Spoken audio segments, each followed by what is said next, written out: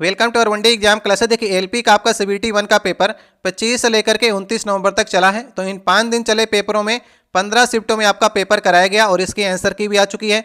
तो बारी बारी से सभी आंसर की को हम लोग डिस्कस कर रहे हैं। इसके पहले वाली वीडियो में हमने आपको 25 तारीख का प्रथम शिफ्ट का पेपर कराया था। आज हम आपको 25 तारीख का सेकेंड शिफ्ट का पेपर कराने वाले हैं। ये सारे क्वेश्चन आपके आने वाले एग्जाम जैसे कि आपका जेई का एग्जाम होने वाला है, इसके बाद टेक्नीशियन का, आरपीएफ का, एनटीपीसी और ग्रुप डी सारे एग्जामों के लिए इंपॉर्टेंट क्वेश्चन है, क्योंकि रेलवे का ये लेटेस्ट पेपर है। तो इन सभी क्वेश्चनों को आप लोग तैयार करने का प्रयास करिए। आज का ये पहला क्वेश्चन है, इसमें आपसे पूछा जा रहा है निम्नलिखित में से कौन से पर्यावरणीय कारक हैं जो कुछ सरीसृपों को लिंग निर्धारण में महत्वपूर्ण भूमिका को निभाते हैं, ये आपको बताना है। तो चलिए सबसे पहले एक बार आप लोग करने का प्रयास करिए। देखिए सरीसृप वर्ग को हम लोग कहते हैं रेप्टिलिया वर्ग। रेप्टिलिया वर्ग का मतलब होता है वे जीव जो रेंग करके चलते हैं उन्हें हम लोग रेप्टिलिया वर्ग के अंतर्गत रखते हैं। जैसे कि आपका कछुआ हो गया, छिपकली हो गई, सांप हो गया, घड़ियाल हो गए, मगरमच्छ हो गए, ये सभी आपके रेप्टिलिया वर्ग के अंतर्गत आते हैं। तो इसमें गुणसूत्र तो भूमिका निभाता ही है, लेकिन पर्यावरणीय कारक जो हैं इनके लिंग निर्धारण में महत्वपूर्ण भूमिका निभाते हैं। जैसे कहीं पर टेम्परेचर जो है, तापमान जो है उच्च होगा तो वहां पर नर संतानें जो होंगी वो ज़्यादा मात्रा में पैदा होंगी। तो पर्यावरणीय कारकों में तापमान जो है वो मुख्य भूमिका निभाता है लिंग निर्धारण में आपका रेप्टिलिया वर्ग में। तो सही वाला ऑप्शन होगा इसका पहला वाला ऑप्शन। अगर आपको वीडियो अच्छा लग रहा हो तो वीडियो को लाइक कर दीजिएगा। अगर आप लोग पहली बार चैनल पर आए हो तो नीचे आपको सब्सक्राइब की बटन दिखेगी, उसे दबा दीजिएगा और बगल में लगी बेल आइकन को दबा दीजिएगा ताकि नेक्स्ट वीडियो की नोटिफिकेशन जो है वो सबसे पहले आपके पास पहुंच सके।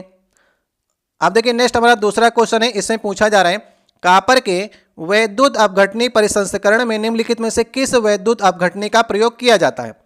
देखिए कॉपर को शुद्ध रूप में प्राप्त करने के लिए हम लोग वैद्युत अपघटन का प्रयोग करते हैं। उसमें किस विलयन का प्रयोग किया जाता है यही आपसे पूछा जा रहा है। तो इसमें हम लोग कॉपर सल्फेट के विलयन का प्रयोग करते हैं। तो कॉपर सल्फेट के विलयन में हम लोग विद्युत धारा को प्रवाहित करते हैं। इससे कॉपर की मात्रा जो है 99.9% जो है शुद्ध हमको कॉपर प्राप्त होता है। वो कैसे प्राप्त होता है इसे आप लोग चित्र के माध्यम से समझने का प्रयास करिए। देखिए ये हमारा विद्युत अपघटनी अपक्रिया है। इसमें आप यहाँ पर देख रहे होंगे एक कैथोड रॉड लगी है, एक आपकी एनोड रॉड लगी है। तो यहाँ पर आप देख रहे हैं कैथोड की तरफ जो है आपका शुद्ध रूप से जो कॉपर है वो एकत्रित होना स्टार्ट हो जाता है जब हम विद्युत धारा को यहाँ पर से प्रवाहित करते हैं।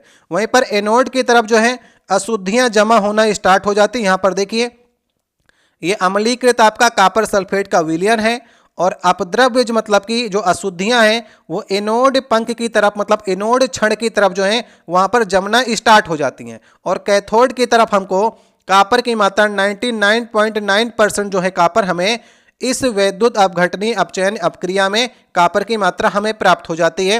तो सही ऑप्शन होगा किस विलयन का प्रयोग करते हैं हम लोग, कॉपर सल्फेट विलयन का प्रयोग करते हैं। अब देखिए नेक्स्ट हमारा तीसरा क्वेश्चन है, पूछा जा रहा है कौन सा कथन गलत है। देखिए बहुत से ऐसे क्वेश्चन मिलेंगे आपको जिसमें आपसे पूछा जाएगा कौन सा गलत है, कौन सा इसमें से नहीं है। इस पर आपको विशेष तौर पर ध्यान देना है। तो पूछा जा रहा है द्रव के कणों के बीच में एक बल कार्य करता है। तो ये बात तो बिल्कुल सही है। देखिए द्रव में बहुत से बल कार्य करते हैं, जैसे आपका उत्प्लावन बल हो गया, असंजक बल हो गया, ससंजक बल हो गया, विकर्षण हो गया, घर्षण बल हो गया। इस प्रकार से द्रवों के कणों के बीच में बहुत से बल कार्य करते हैं। इसमें पूछा जा रहा है द्रव के कणों के बीच में कारक जो बल होता है उन्हें एक साथ बांधे रखने का प्रयास करता है। ये बात बिल्कुल सही है। जो ससंजक बल होता है वो द्रवों को बांधने का प्रयास करता है। नेक्स्ट देखिए कहा जा रहा है द्रव के कणों के बीच में आकर्षण बल सामान्य तौर पर स्थिर रहता है चाहे द्रव किसी प्रकार का हो। देखिए द्रव अगर गाढ़ा होगा तो उसमें ससंजक बल ज़्यादा लगेगा, द्रव अगर तरल होगा तो उसमें बल कम लगेगा। तो ये कह रहा है स्थिर रहता है, तो ये बात बिल्कुल गलत है। ठीक है, नेक्स्ट देखिए कह रहा है कि इनके बीच में जो आकर्षण बल होता है हर द्रव के लिए अलग अलग होता है। ये बात बिल्कुल सही है। ठीक है, जो द्रव गाढ़ा होगा उसमें बल ज़्यादा लगता है और जो द्रव आपका तरल होगा उसमें बल आपका कम लगता है। तो कौन सा गलत है पूछा गया था, तो तीसरा वाला गलत होगा। अब देखिए नेक्स्ट हमारा क्वेश्चन है गलत युग्म की आपको चयन करना है। ठीक है, ये क्वेश्चन नंबर हमारा चौथा होगा आज का। तो गलत कौन सा है इसमें से। देखिए स्वपोषी जो होते हैं, अगर पोषण स्तर की बात करेंगे तो स्वपोषी जो हमारे होते हैं उसमें उत्पादक आते हैं।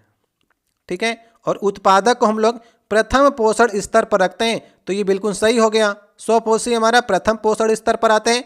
द्वितीय पोषण स्तर पर जो उत्पादक को खाते हैं तो वे आपके प्राथमिक उपभोक्ता में आते हैं। जैसे हमारा प्राथमिक उपभोक्ता में कौन कौन से आते हैं, तो इसमें शाकाहारी जीव आते हैं, जैसे आपका गाय हो गया, बकरी हो गई, हाथी हो गई, ये सभी हमारे प्राथमिक उपभोक्ता जो कि उत्पादक को खाते हैं। ये द्वितीय हमारा पोषण का स्तर हो गया।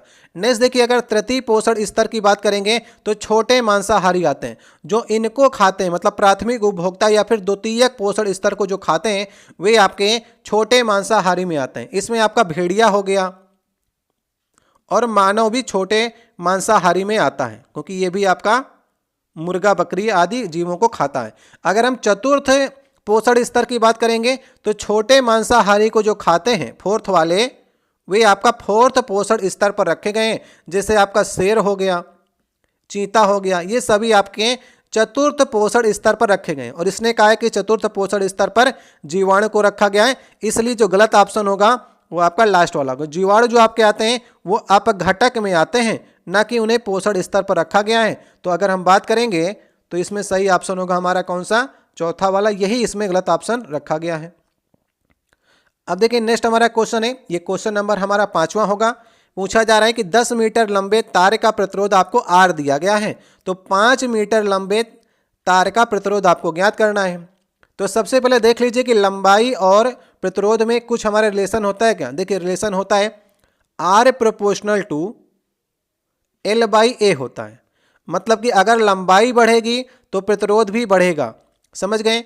तो यहाँ पर देखिए 10 मीटर लंबे तार का प्रतिरोध अगर R है तो 5 मीटर लंबे तार का प्रतिरोध क्या होगा, हमने प्रतिरोध को आधा कर दिया, हमने मतलब कि लंबाई को आधा कर दिया तार की, तो प्रतिरोध भी आधा हो जाएगा, क्योंकि ये प्रोपोर्शनल का संबंध है। तो आधा हो जाएगा, प्रतिरोध पहले R था, अभी हो जाएगा R/2, और R/2 को हमको लिख सकते हैं 0.5R। तो सही वाला ऑप्शन होगा लास्ट वाला, ठीक है। तो तार अगर आप आधा करेंगे तो प्रतिरोध भी आधा हो जाएगा, क्योंकि ये प्रोपोर्शनल टू का संबंध इसमें होता है।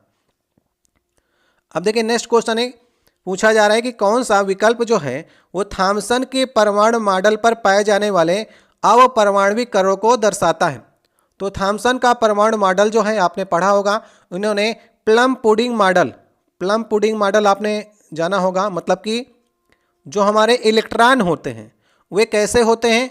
जैसे अगर एक संरचना के माध्यम से आप देखने का प्रयास करिए, तो इसे अगर आप तरबूज मान लेते हैं, ये तरबूज का अगर आप गोला मान लीजिए, तो थॉमसन ने यही कहा था कि तरबूज का अगर आप उदाहरण ले लेते हैं तो परमाणु, अगर इसको आप मान लीजिए तरबूज को, तो धन आवेश जो होता है वे आपका जो लाल भाग होता है, जो लाल खाने वाला भाग तरबूज में होता है, वे धन आवेश होते हैं। और जो बीज होते हैं उसमें इलेक्ट्रॉन उसी प्रकार से धसे होते हैं जैसे इसके बीज होते हैं, ठीक है।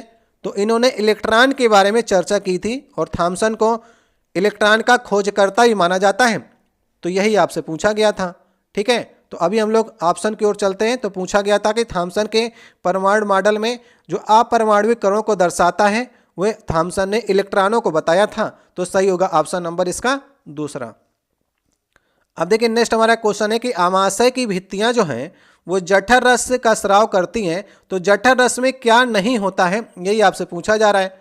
तो बताइए कि जठर रस में क्या नहीं होता है। तो आमाशय मतलब कि स्टमक, और स्टमक में जठर ग्रंथियां जो होती हैं, और जठर ग्रंथियों से जो आपका श्रावण होता है वो HCl का होता है, श्लेष्मा मतलब कि म्यूकस का होता है, और पेप्सिन का भी होता है। ये तीनों होती हैं जठर रस में। लार जो होता है लार ग्रंथियों से स्रावित किया जाता है, आमाशय की भित्तियों से नहीं होता है। तो किसका श्रावण नहीं करती हैं, तो लार का नहीं करती हैं। तो ऑप्शन नंबर चौथा जो होगा ये सही ऑप्शन होगा। अब देखिए नेक्स्ट हमारा क्वेश्चन है क्वेश्चन नंबर 8वां। ये पूछा जा रहा है कौन सा समांगी मिश्रण का उदाहरण नहीं है, ठीक है। देखिए समांगी मिश्रण और विषमांगी मिश्रण आपने पढ़ा होगा। समांगी मिश्रण वे मिश्रण होते हैं जो हर जगह समान संगठन होते हैं, मतलब कि अगर दो मिश्रण आपस में मिलाए जा रहे हैं तो दोनों आपस में मिल जाएं, पूरी तरह से घुल जाते हैं, उन्हें हम लोग कहते हैं समांगी मिश्रण, ठीक है। जैसे आप जल में चीनी को घोल देते हैं तो जल में चीनी पूरी तरह से घुल जाती है, तो ये समांगी मिश्रण तो हो गया। जल में कॉपर सल्फेट का चूर्ण जो है ये भी पूरी मात्रा में घुल जाता है, और जल में नमक भी घुल जाता है, जल में तेल नहीं घुलता है। तो सही ऑप्शन होगा जल में तेल। जल में आप तेल घोलेंगे तो तेल ऊपर ही आ जाता है और जल नीचे हो जाता है, तो ये घुलता नहीं है। जैसे रेत और नमक हो गए, रेत और नमक जो है ये आपस में मिलते नहीं हैं, ये विषमांगी मिश्रण है। जैसे रेत और आपका लोहे का चूर्ण हो गया तो ये भी आपस में नहीं मिलेंगे, इन्हें आप आराम से अलग अलग कर सकते हैं।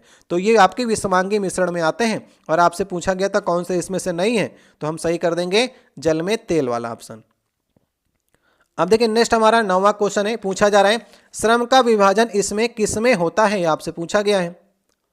और ये क्वेश्चन रेलवे ने इसमें आंसर गलत लिखा है। देखिए श्रम का विभाजन मतलब कि डिवीजन ऑफ लेबर, मतलब कि बड़े कार्य को छोटे छोटे भागों में डिवाइड करना। बड़े काम को छोटे छोटे भागों में डिवाइड करते हैं केवल बहुकोशिकीय जीव। बहुकोशिकीय जीव में देखिए कोशिका, अनेक कोशिकाएं होती हैं। तो कोशिका क्या करती हैं, ऊतक का निर्माण करती हैं। ऊतक क्या करते हैं, अंग का निर्माण करते हैं। और अंग क्या करते हैं, शरीर का निर्माण करते हैं। तो शरीर को अगर कार्य करना है तो उसमें अंग सहायता करेगा। अंगों की सहायता के लिए ऊतक बने हैं, ऊतक की सहायता के लिए कोशिका बनी है। तो डिवीजन ऑफ लेबर मतलब कि श्रम का विभाजन जो होता है वो बहुकोशिकीय जीवों में होता है। एक कोशिकीय जीव में जब एक ही कोशिका है तो वो श्रम का डिविडेशन कैसे करेगी, उसे सारा कार्य करना पड़ेगा। तो एक कोशिकीय जीवों में डिवीजन ऑफ लेबर नहीं होता है। इस क्वेश्चन को रेलवे ने गलत लिखा है, आप लोग सुधार कर लीजिएगा। केवल बहुकोशिकीय जीवों में डिवीजन ऑफ लेबर होता है, इसे आपको सुधार करके याद करके चलना है। अब देखिए नेक्स्ट हमारा क्वेश्चन है कि गलत कथन का आपको चयन करना है। ठीक है, तो ये 4 ऑप्शन दिए गए हैं, तो गलत का आपको चयन करना है। तो प्रथम में लिखा गया है कि नर युग्मक और मादा युग्मक का संलयन जो होता है निषेचन कहलाता है। तो ये बात बिल्कुल सही है। अगर पुष्प की बात करेंगे, नर युग्मक मादा युग्मक का संलयन जो निषेचन कहलाता है, ये बात सही है। अब नर जनन कोशिकाएं जो हैं परागकण द्वारा निर्मित होती हैं, ये बात बिल्कुल सही है। परागण के द्वारा जो है वो नर जनन कोशिकाएं जो है निर्मित होती हैं। मादा युग्मक जो है वर्तिकाग्र में उपस्थित होता है, ये बात बिल्कुल गलत है। अगर हम मादा युग्मक की बात करेंगे तो मादा युग्मक जो है वर्तिकाग्र में उपस्थित नहीं होता है। ये कहाँ पर होता है, अंड कोशिका के पास में होता है। निषेचन से हमें युग्मनज प्राप्त होता है, तो ये बात बिल्कुल सही है। तो इसमें गलत कौन सा होगा, गलत होगा हमारा ऑप्शन नंबर तीसरा, मादा युग्मक वर्तिकाग्र में उपस्थित रहता है, ये बात बिल्कुल गलत है। अगर आप देखिए ये पुष्प की हमारी संरचना है और वर्तिकाग्र यहाँ पर है, तो वर्तिकाग्र में ये हमारे जो पुंकेसर की परागकोश हैं इनसे निकलने वाले इसके अंदर जाते हैं, तो वर्तिकाग्र से जाते हैं, ये हमारी वर्तिका हो गई। अगर बात करेंगे अंडाशय में, तो यहाँ पर ये आपका मादा युग्मक होता है, तो यहाँ से आपके परागकोश जाते हैं जब वर्तिका के माध्यम से, तब यहाँ पर निषेचन की क्रिया होती है। तो मादा युग्मक आपका अंडाशय या फिर अंड कोशिका में होता है, और यही कथन इसमें गलत लिखा गया था कि वर्तिकाग्र में होता है, तो इसे आपको सही करना था। अब देखिए नेक्स्ट हमारा क्वेश्चन है, जब किसी वस्तु को अवतल दर्पण के सामने 20 सेंटीमीटर की दूरी पर रखा जाता है तो दर्पण के वक्रता केंद्र पर वास्तविक प्रतिबिंब बनता है। तो दर्पण का आपको आवर्धन बताना है। तो आवर्धन क्या होता है, m बराबर होता है v/u होता है। v/u का मतलब हो गया प्रतिबिंब की दूरी बटे वस्तु की दूरी। लेकिन यहाँ पर आपको ध्यान देना है, इसने अवतल दर्पण का है, तो अवतल दर्पण को आप यहाँ पर ऐसे बना लीजिए समझने के लिए। ये हमारा मुख्य अक्ष हो गया। क्या करा, 20 सेंटीमीटर की दूरी पर इसने वस्तु को रख दिया, ये 20 सेंटीमीटर की दूरी हो गई। और ये कह रहा है कि दर्पण की वक्रता केंद्र पर ही वास्तविक प्रतिबिंब बन रहा है। तो देखिए दर्पण की वक्रता केंद्र पर आप जब रखेंगे वस्तु को, तभी तो वक्रता केंद्र पर उसका प्रतिबिंब बनेगा। और प्रतिबिंब कैसा बनता है, अगर आप वक्रता केंद्र पर रखेंगे वस्तु को, तभी वक्रता केंद्र पर ये उल्टा प्रतिबिंब बनता है। ये बात आप लोग ध्यान रखिएगा, ठीक है। तो अभी आपको यहाँ पर दर्पण के सामने आपने 20 सेंटीमीटर की दूरी पर अगर आपने प्रतिबिंब को रखा तो u बराबर हमारा 20 हो गया। और कह रहा है कि वक्रता केंद्र पर बन रहा है, इसका मतलब कि सेम डिस्टेंस पर बनेगा, तो 20/20 हो जाएगा। लेकिन अभी आपको आंसर मिलेगा 1, लेकिन 1 आपको आंसर यहाँ पर नहीं मिल रहा है।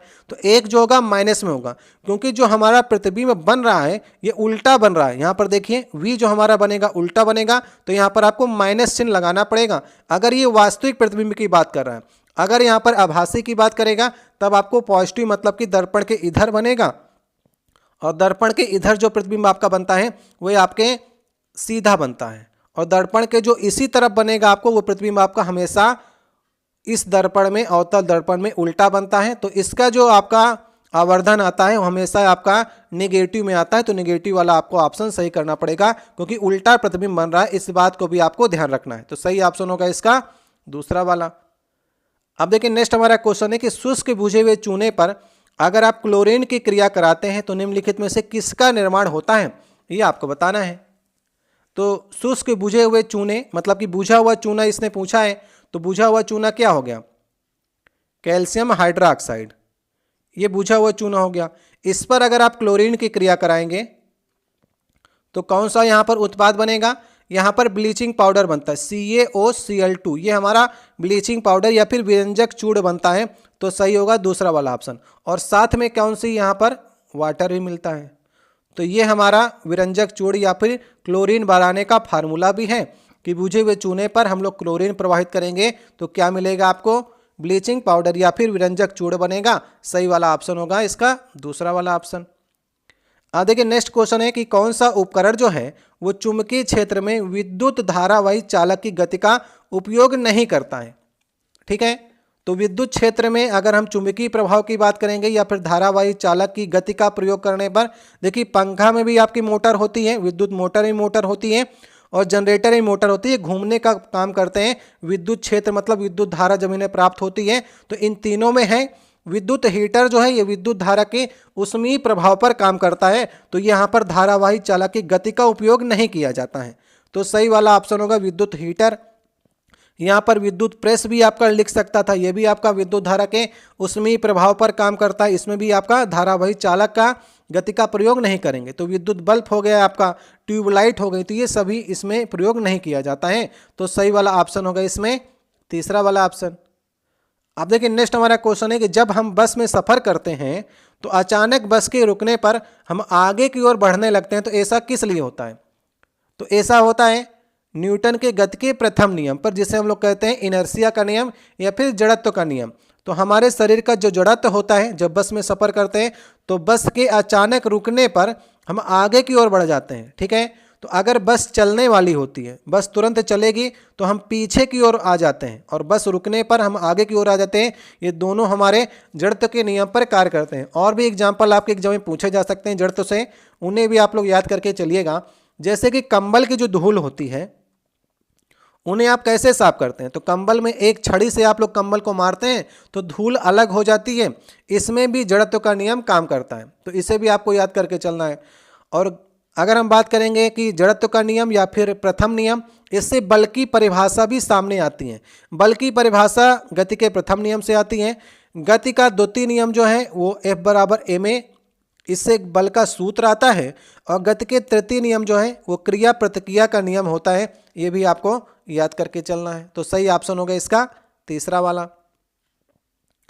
अब देखिए नेक्स्ट क्वेश्चन है कि फलों और बीजों में निम्नलिखित में से किस पादप हार्मोन की उच्च सांद्रता होती है, ये क्वेश्चन आपसे पूछा गया है। तो देखिए हार्मोन की बात करेंगे तो पौधों में आपके ऑक्सिन भी होता है, जिब्रेलिन भी होता है, साइटोकाइनिन भी होता है। लेकिन आपसे उच्च सांद्रता पूछी है ना फलों और बीजों में, तो फल और बीजों के अंकुरण को जो प्रेरित करता है वो ऑक्सिन भी करता है और साइटोकिनिन भी करता है। तो लेकिन उच्च सांद्रता की बात करेंगे तो इन दोनों में अधिक मात्रा में साइटोकिनिन भी होता है, इसलिए सही ऑप्शन होगा इसका लास्ट वाला ऑप्शन। आपके देखिए पिछले वाले पेपर में पूछा गया था कि जिब्रेलिन जो हार्मोन है वो क्या काम करता है, तो अगर पौधा बौनापन जो है उसको कम करने का काम जो है वो जिब्रेलिन हार्मोन करता है। ये भी आपके एग्जाम में पूछा गया क्वेश्चन है, तो इसे भी आपको ध्यान में रखना है। अब देखिए नेक्स्ट क्वेश्चन है कि जब किसी अपारदर्शी वस्तु पर प्रकाश आपतित होता है तो हमें उसकी ज्यामितीय छाया देखते हैं, तो ऐसा किस लिए होता है। तो जैसे यहाँ पर एक एग्जाम्पल से आप लोग समझिए, जैसे यहाँ पर एक प्रकाश का एक पुंज है, यहाँ से प्रकाश को आना है, लेकिन हमने क्या किया, प्रकाश के बीच में एक अपारदर्शी वस्तु यहाँ पर इस प्रकार से रख दी है। तो प्रकाश अब यहाँ पर से प्रकाश देखिए कैसे आएगा। सबसे पहले प्रकाश यहाँ पर से इस प्रकार से जाएगा, एक प्रकाश की किरण ये हो गई, एक ऐसे जाएगा प्रकाश, तो यहाँ पर से छाया और उपछाया बनती हैं। अगर यहाँ पर हम पर्दा को लगा देते हैं, ये हमारा पर्दा हो गया, तो इसमें हमें मिलेंगे, पर्दा पर अगर हम चित्र प्राप्त करने का प्रयास करेंगे तो इसके यहाँ पर ये और यहाँ पर एक छोटा सा गोला इस प्रकार से प्राप्त होगा। तो इसे हम लोग कहते हैं ये काला रंग से होगा, मतलब यहाँ पर बिल्कुल से काला होगा क्योंकि यहाँ पर हमने एक अवरोधक लगा दिया था जो कि आपकी एक अपारदर्शी वस्तु थी। तो इससे जो पर्दे पर प्रतिबिंब हमको ये काला काला यहाँ पर प्राप्त होगा, इसे हम लोग कहते हैं प्रच्छाया, जिसे हम लोग अम्बरा कहते हैं। ठीक है, प्रच्छाया। और यहाँ पर इनका प्रकाश पड़ेगा, ठीक है, जो प्रकाश आ रहा है इसे कहते हैं हम लोग उपछाया, जिसे हम लोग इंग्लिश में कहते हैं पेनम्बरा। तो ये किस लिए होता है, इसलिए होता है क्योंकि प्रकाश एक सीधी रेखा में यात्रा कर रहा है। तो प्रकाश को आपने देखा कि ये सीधी रेखा में यात्रा करते हुए यहाँ पर इसने प्रतिबिंब को अम्बरा बनाया, मतलब कि यहाँ पर प्रच्छाया आया, बिल्कुल से काला प्रतिबिंब होगा। और यहाँ पर पेनम्बरा में उपछाया बनी तो यहाँ पर उसकी प्रकाश की मात्रा पहुँचेगी। तो प्रकाश को हमने देखिए सीधी मात्रा में इस प्रकार से ले गए हैं, तो ये प्रकाश का जो गुण होता है ये सीधी मात्रा में चलने का होता है। तो इसमें सही ऑप्शन कौन सा होगा? हम लोग छाया देखते हैं तो प्रकाश की सीधी यात्रा में करने कारण ही देखते हैं। हम देखिए नेक्स्ट क्वेश्चन है, पृथ्वी के गुरुत्वाकर्षण बल के प्रभाव में किसी विशालकाय वस्तु के मुक्त पतन पर क्या होगा? जैसे हमने वस्तु को ऊपर से नीचे की ओर मुक्त पतन पर हम लोग छोड़ रहे हैं, तो यहाँ पर गुरुत्वाकर्षण बल पर क्या प्रभाव पड़ेगा? देखिए जी का मान कैसे डिपेंड करता है? जी का मान पृथ्वी पर सबसे ज़्यादा होता है, ठीक है, पृथ्वी पर सबसे ज़्यादा जी का मान होता है। और ऊपर जाने पर जी का मान जो है घटता है और नीचे जाने पर भी जी का मान घटता है। तो पृथ्वी के ऊपर से अगर आप पृथ्वी से कोई विशालकाय वस्तु छोड़ रहे हैं तो जी का मान नीचे आने पर तो बढ़ ही जाएगा, क्योंकि नीचे आप वस्तु को ला रहे हैं। तो यहाँ पर क्या होगा? सही ऑप्शन होगा विशालकाय वस्तु का वेग बढ़ेगा। वेग इसीलिए बढ़ेगा क्योंकि जी का मान नीचे की ओर आने पर बढ़ता जा रहा है, तो जैसे नीचे आएगी उसका वेग भी बहुत तेजी से नीचे की ओर आएगा। समझ गए? तो विशालकाय वस्तु का वेग बढ़ेगा क्योंकि जी का मान नीचे आने पर बढ़ता जाता है। अब देखिए नेक्स्ट क्वेश्चन है कि एक अभिक्रिया है, इसको आपको संतुलित करना है। ये पिछले वाले सेट में क्वेश्चन पूछा गया था। तो इधर देखिए अभिकारक होता है और इधर उत्पाद होता है, और इनमें जो भी आपके तत्व हैं इनकी संख्या समान होनी चाहिए अभिकारक और उत्पाद में। जैसे एल्युमिनियम हो गया, सल्फेट हो गया, बेरिलियम हो गया, क्लोरीन हो गया, तो इनकी संख्या आपको समान रखनी चाहिए। जैसे सबसे पहले आप यहाँ पर एल्युमिनियम को देखिए, एल्युमिनियम यहाँ पर 2 है, तो 2 अगर आप यहाँ पर कर देंगे तो एल्युमिनियम की संख्या यहाँ पर 2 हो गई। समझ गए आप? अगर एल्युमिनियम यहाँ पर 2 हो गया तो क्लोरीन की संख्या कितनी होगी? 6 हो गई। तो क्लोरीन इधर भी आपको 6 करनी पड़ेगी, तो इधर आपने 3 कर दिया। अगर 3 कर देंगे तो क्लोरीन तो 6 हो गया, लेकिन यहाँ पर बेरिलियम जो है उनकी संख्या जो है वो 3 हो गई, और इधर बेरिलियम 1 ही है, तो यहाँ पर भी 3 कर दीजिए।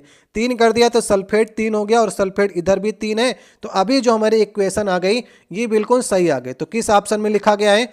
ये ऑप्शन नंबर हमारे पहले में लिखा गया है। तो यहाँ पर 3 कर लीजिएगा, यहाँ पर 2, यहाँ पर 3, तो ये संतुलित हो गई। सभी को आप मिला लीजिए, एल्युमिनियम 2 इधर हो जाएगा, एल्युमिनियम 2 इधर है, सल्फेट 3 है, सल्फेट इधर भी 3 आपका हो जाएगा, यहाँ पर 3 ये भी है, क्लोरीन यहाँ पर 6 है, तो सब कुछ समान हो गया। इसी प्रकार से इसे संतुलित करते हैं, दोनों तरफ इक्वल मात्रा में ये सभी तत्व आपके होने चाहिए। अब देखिए नेक्स्ट क्वेश्चन है कि एल्कीन का सामान्य सूत्र आपको बताना है। देखिए एल्कीन हो गया, एल्केन हो गया, एल्काइन हो गया, इन सब के फार्मूले मैंने आपको रटाए थे एग्जाम के पहले। तो एल्कीन का पूछा गया है जिसमें आपका डबल बॉन्ड होता है, तो CnH2n होता है, ये एल्कीन का फार्मूला है। अगर एल्केन आपसे पूछता तो CnH2n+2 ये एल्केन का होता है, इसे भी आपको याद करके चलना है। अगर एल्काइन की बात करेंगे तो CnH2n-2 जो होता है ये एल्काइन का होता है, इसमें ट्रिपल बॉन्ड होते हैं। जैसे कि यहाँ पर अगर हम एल्कीन की बात करेंगे तो कार्बन की संख्या 1 रखेंगे तो नहीं बनेगा, कार्बन अगर 2 रखते हैं तो H की संख्या यहाँ पर डबल, मतलब कि 2 दूनी 4। अगर इसकी संरचना की बात करेंगे तो यहाँ पर डबल बॉन्ड से आपको बनाना पड़ेगा। C ये डबल बॉन्ड हो गया और H इस प्रकार से देख लीजिए, संरचना में आपको 4 H मिल रहे हैं और कार्बन की संख्या 2 मिल रही है। इसका मतलब ये हुआ कि यहाँ पर डबल बॉन्ड का प्रयोग करेंगे। इसी प्रकार से अगर हम यहाँ पर C3 रखेंगे तो H अपने आप 6 हो जाएंगे। तो ये आपका एल्केन के सारे आपके फार्मूले इससे बनना स्टार्ट हो जाएंगे। तो एल्केन का और एल्काइन भी आपको याद रखना है, नेक्स्ट सेट में क्वेश्चन आपके पूछे जा सकते हैं। अब देखिए 20 क्वेश्चन आपके साइंस से पूछे गए थे और इसके बाद 10 क्वेश्चन आपके करंट अफेयर से पूछे गए थे। तो अभी हम लोग करंट अफेयर के 10 क्वेश्चन के बारे में डिस्कस करेंगे। और करंट अफेयर जो थी वो अच्छे लेवल के क्वेश्चन आपके एग्जाम में पूछे गए थे और ये सारे क्वेश्चन आपके आने वाले एग्जाम के लिए इंपॉर्टेंट क्वेश्चन है। इसलिए आपको वीडियो को लाइक करना है और वन डे एग्जाम क्लासेस को आप लोग सब्सक्राइब कर लीजिएगा और इसे शेयर भी करिएगा ताकि नेक्स्ट वीडियो में आपको लगातार कराते रहें और आप लोग इसमें इंटरेस्ट लेते रहें। जैसे कि यहाँ पर क्वेश्चन आपका करंट अफेयर से पूछा गया था कि भरतनाट्यम की नृत्यांगना है जिनका नाम है वैजयंती माला और इन्हें 1968 में पद्म श्री से सम्मानित किया गया था। और देखिए इनसे इसमें क्वेश्चन गलत पूछ लिया गया। देखिए पद्म भूषण से सम्मानित किया गया 2024 में, ये बात बिल्कुल गलत है। इन्हें पद्म भूषण से नहीं पद्म विभूषण से सम्मानित किया गया है।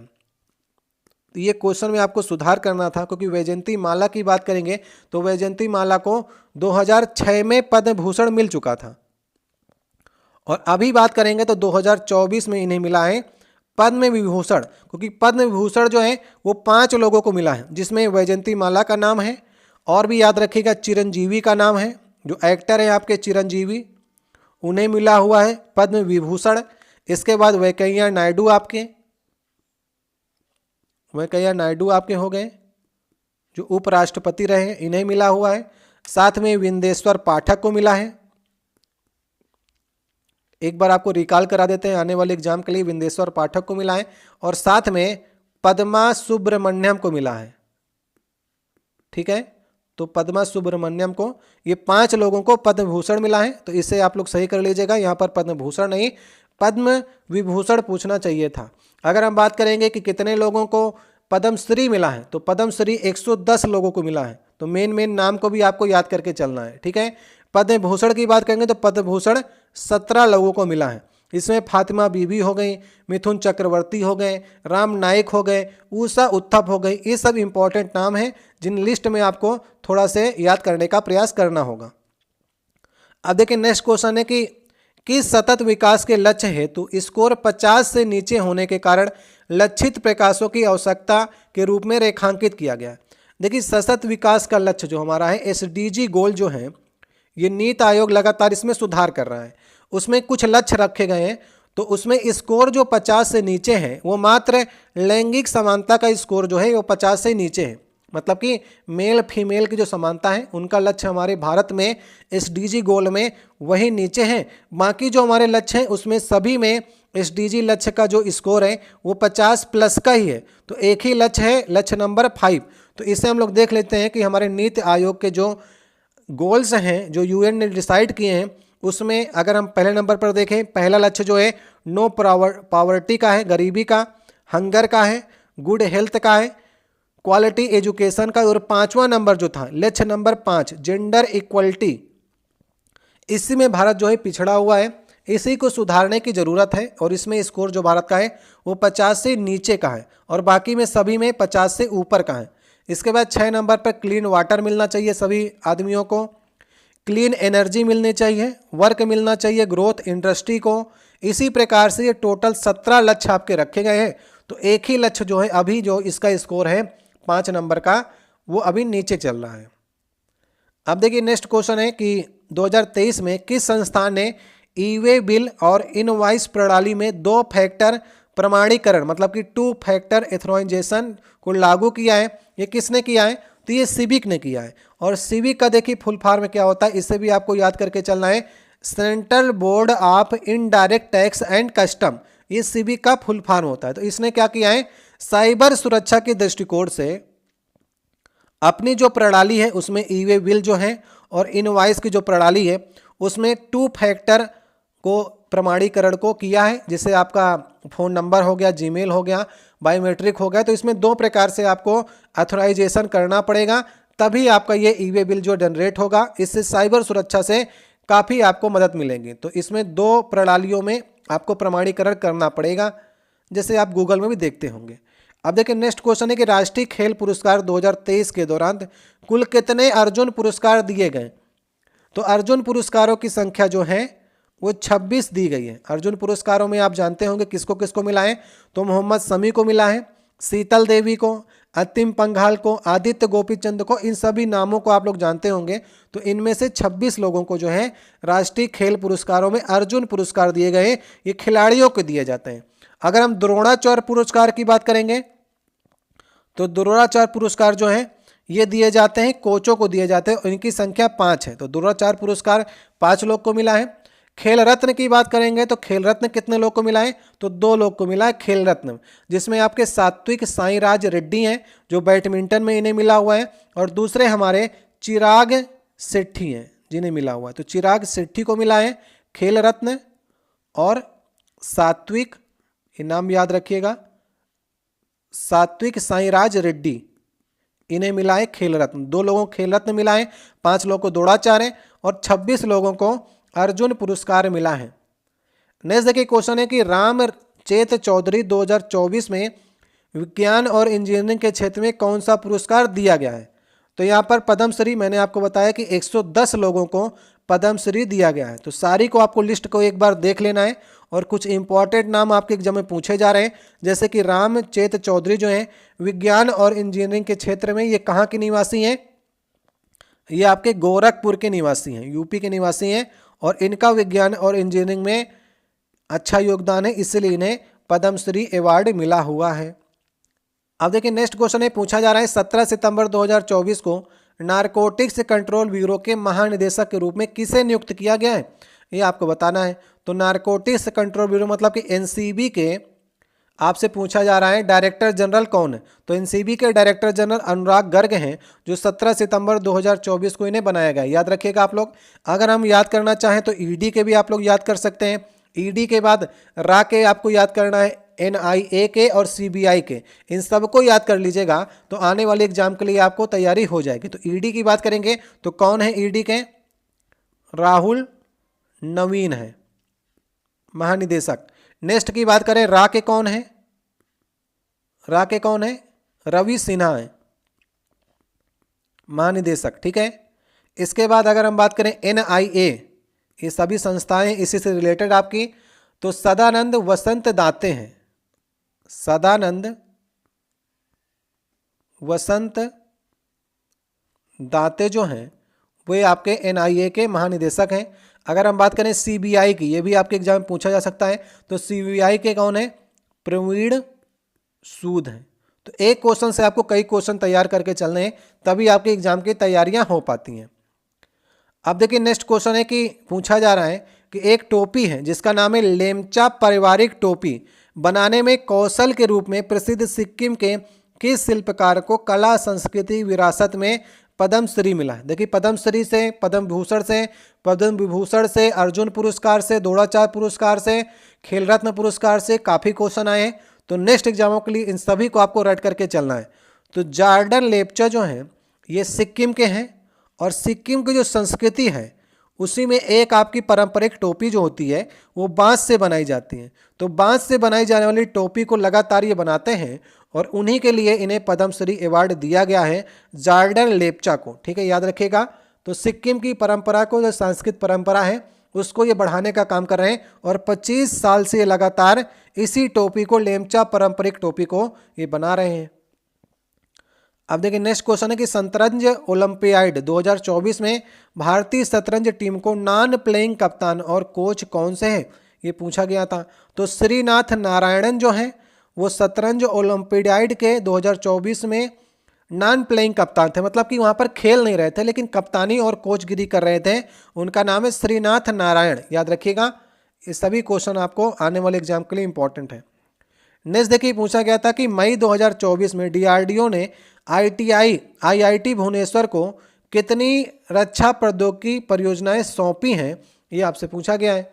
तो आईआईटी भुवनेश्वर को 9 प्रकार की परियोजनाएं जो हैं वो डीआरडीओ ने दी हैं, जिसमें आपकी एआई से संचालित आपकी निगरानी के लिए प्रोग्राम बनाने का काम जो है आईआईटी भुवनेश्वर करेगा। रडार सिस्टम जो है उसको भी बनाने का काम जो है भुवनेश्वर को दिया गया है, और बिजली प्रणाली जैसे काम जो हैं इसी प्रकार की 9 जो परियोजनाएं हैं वही आपकी दी गई हैं डीआरडीओ के द्वारा आईआईटी भुवनेश्वर को। ये क्वेश्चन काफ़ी डीप क्वेश्चन पूछे गए हैं, और बहुत से लोग इन सभी क्वेश्चनों को सही करके नहीं आए हैं। अब देखिए नेक्स्ट हमारा नीति आयोग द्वारा 15 जनवरी 2024 को एक शीर्षक के रूप में चर्चा पत्र जारी किया गया था। वो शीर्षक था 2005 और 6 में भारत की बहुआयामी गरीबी, ये शीर्षक से चर्चा पत्र बनाया गया था। और इससे जो है इसलिए 2005-6 की गरीबी का आकलन किया गया था कि इससे हम डिसाइड कर सकें कि 2023 और 2022 और 23 में कितने लोग जो हैं गरीबी से बाहर आए। तो अगर हम बात करेंगे तो इस डेट तक 25 करोड़ लोग जो हैं वो गरीबी से बाहर आ चुके हैं, जिसमें से अगर हम बात करें तो यूपी के सबसे ज़्यादा लोग हैं, लगभग 6 करोड़ लोग जो हैं वो इस समय गरीबी रेखा से ऊपर आए हैं। इसके बाद दूसरे नंबर पर बिहार रहा है, जिसमें से 2.3 करोड़ लोग जो हैं वो गरीबी रेखा से ऊपर आए हैं। तो टोटल भारत की बात करेंगे तो 25 करोड़ लोग जो हैं 2005-6 के बाद, अगर इस डाटा की 2022 और 23 की डाटा की बात करेंगे तो 25 करोड़ लोग जो हैं गरीबी रेखा से बाहर आए हैं। अब देखिए आज का हमारा 30 नंबर क्वेश्चन है, मोटर के द्वारा प्रति एकांक समय में किया गया कार्य आपको बताना है क्या कहलाता है। तो ये क्वेश्चन मैं आपके लिए छोड़े जा रहा हूँ और ये 30 नंबर क्वेश्चन होगा। तो हमने आपको इस वीडियो में 20 क्वेश्चन आपको साइंस के कराए हैं, 10 क्वेश्चन आपको करंट अफेयर के कराए हैं और 30 ही क्वेश्चन आपके जीएस, जीके और जीएस से पूछे गए थे और आपने अपने सेट में, इसी सेट में कितने क्वेश्चन सही किए हैं एग्जाम हॉल में, इसे जो लोग परीक्षा दे करके आए हो वे लोग बता सकते हैं। तो हमने आज आपको 25 तारीख का, 25 नवंबर की डेट का सेकेंड शिफ्ट का ये पेपर कराया है। तो वीडियो अच्छा लगा तो वीडियो को लाइक करिएगा और पहली बार चैनल पर आए तो वन डे एग्जाम क्लासेस को आपको सब्सक्राइब कर लेना है। इसके पहले वाले वीडियो में हमने आपको इसके प्रथम शिफ्ट का पेपर कराया हुआ है, उसे आप लोग प्लेलिस्ट में जाकर के देख लीजिएगा। तो यहाँ पर पूछा गया एकांक के समय में किया गया कार्य जो होता है वो क्या कहलाता है। तो आपसे पूछा जा रहा है W/T जो है ये किसके बराबर होता है, ये आपको थोड़ा सा हिंट दे रहा हूँ और बहुत बार ये क्वेश्चन मैंने आपको कराया हुआ है और आप लोग इसे बता सकते हैं।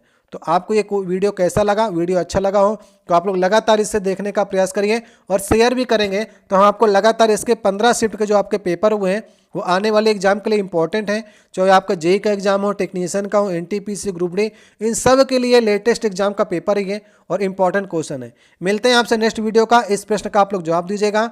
बहुत बहुत धन्यवाद।